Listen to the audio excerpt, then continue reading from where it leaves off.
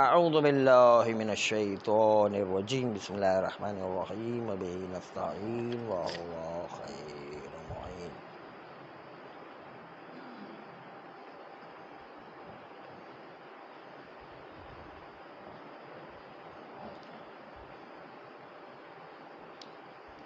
آیا وہ شخص کہ جس کے ہاتھ میں پانی تھا، صاحب ید اس کے پاس پانی تھا،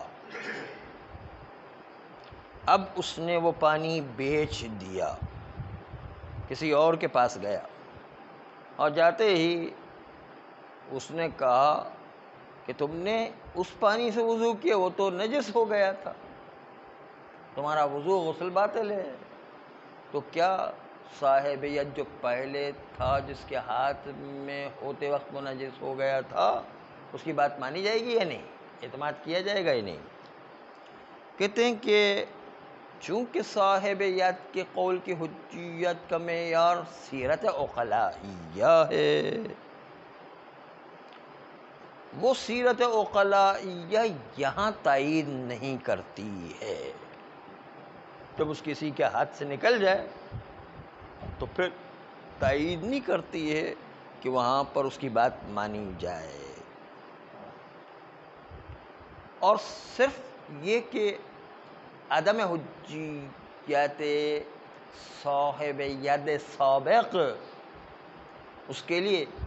صرف مجرد شک ہو جائے کہ آیا سیرت اس میں جاری ہوگی یا نہیں ہوگی، مجرد شک عدم حجیت کے لیے کافی ہے،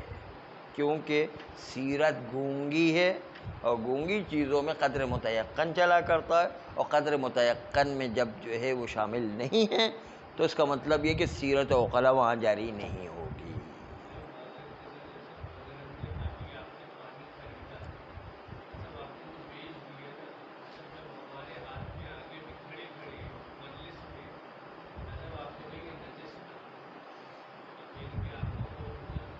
نہیں، ابھی اس کی مثال ابھی پیش کریں گے، آپ خود کہیں گے ہاں واقعی صحیح ہے۔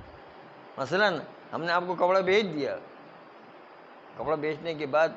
آپ نے پہنا، میں نے کہا یہ کپڑا تو نجس ہے، اس میں میری ایک غرض ہے کہ میں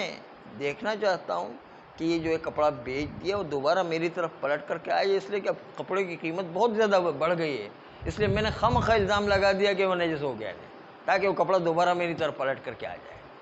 تو یہ کبھی کبھی غرض ہوتی ہے آدمی کی، اس کے پیچھے غرض، یہ تو کپڑے کی مثال ہے، کبھی زمین کی مثال، کبھی مال، کوئی جو ہے مکان کی مثال، اس طرح کی مثالیں ہوتی ہے کہ جب صاحب ید میں تھا اس مکان کا، میں نے کہہ دیا کہ بھائی وہ وقف کا مال ہے، تو آپ جو وقف کا مال چھوڑ کر کے دوبارہ میری طرف لے کر آئیں گے، وہ بیچ ہی نہیں سکتے وقف کا مال ہے،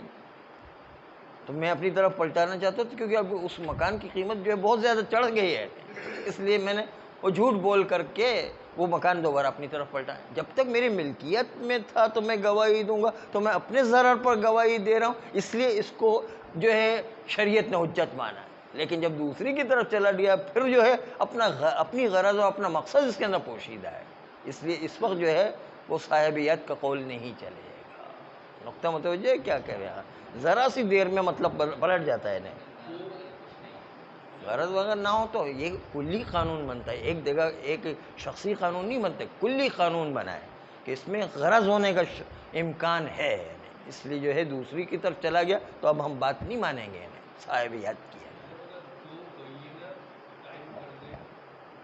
بینہ جو ہے حجت ہے، کیونکہ دو عادل آدمی وہ پھر جھوٹ نہیں بولتے ہیں، یہ صاحبیت تو جھوٹ بول سکتا ہے کیونکہ وہ ہم نے اس کو جو ثقہ بھی نہیں مانا ہے، صاحبیت تو ضروری نہیں ہے، وہ تو مسلمان ہونا ضروری بھی نہیں ہے، کافر بھی ہو سکتا ہے، فاسق بھی ہو سکتا ہے، اس لیے صاحبیت اور بینہ میں بہت فرق ہے۔ صاحبیت فاسق بھی ہو سکتا ہے، صاحبیت کافر بھی ہو سکتا ہے، لیکن بینہ دونوں عادل ہیں، اس لیے اس کی بات تو ہم یہاں پر نہیں کریں گے۔ فاسق میں یہ ہو سکتا ہے کہ وہ اپنی غرض کی خاطر جیسے ہی وہاں گئے قیمت بڑھ گئی فوراً کہے گا یہ پلٹ آئے، اس لیے کہے گا یہ وقف کا مال ہے، تو اب صاحب ید کی بات نہیں چلے گی کیونکہ اب اس کا منافع اس کے اندر چھپا ہوا ہے۔ تو اس لیے صاحب ید کی بات خالی اس کے ہاتھ میں تب تک، وہ اپنے ہاتھ میں تب تک وہ ضرر والی بات نہیں کرے گا اپنی. جب دوسرے کے پاس چلے گا تو اس اپنے منافع کی خاطر جھوٹ بول سکتا ہے وہ. ہاں صاحب ید نہیں ہے وہ، پہلے تھا تھا اس وقت اپنے ضرر کی بات نہیں کرے گا وہ، اس لیے اس کا قول حجت ہے. ہاں لیکن وہ فاسق ہے نا، اصل عادل تو ہے نہیں ہے. صاحب ید نہیں ہے، صاحب ید تھا، اس لیے تو صاحب ید تھا، اس کی بات مانیں گے یا نہیں. سیرت عقلائیہ میں شامل نہیں ہے. کم سے کم شک پیدا ہوتا ہے، اور شک کی بنیاد پر سیرت شامل نہیں ہوا کرتی ہے.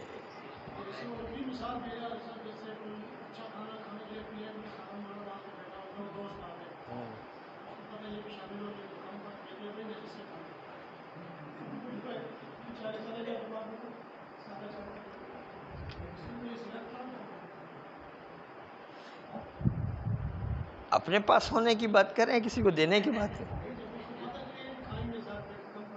ہاں لیکن اس میں یہ کہ وہ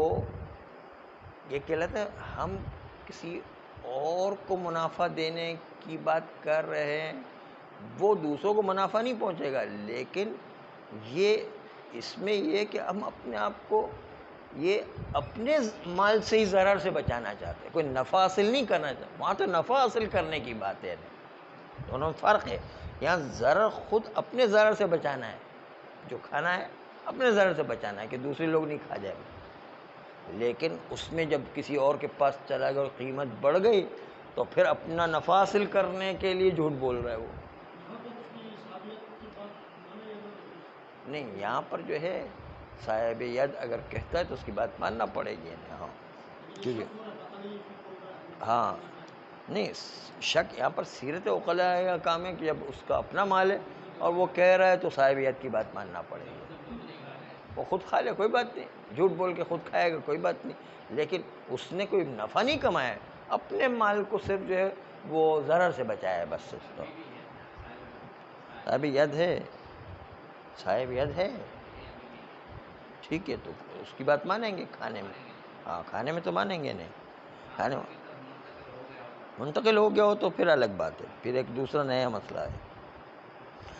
اسی لیے کہتے ہیں کہ جو ہے سیرت عقلائیہ میں ذرا بھی شک پیدا ہو جائے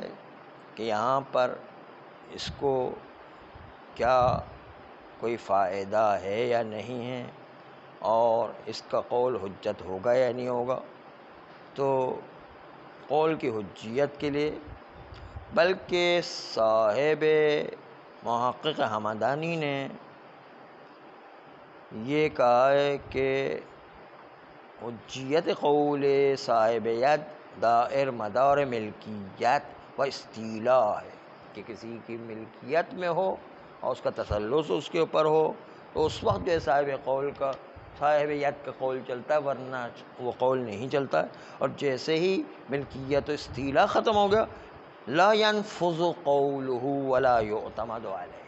اس کا قول نافذ نہیں ہوگا اور اس پر اعتماد نہیں کیا جا سکتا ہے. صلی اللہ علیہ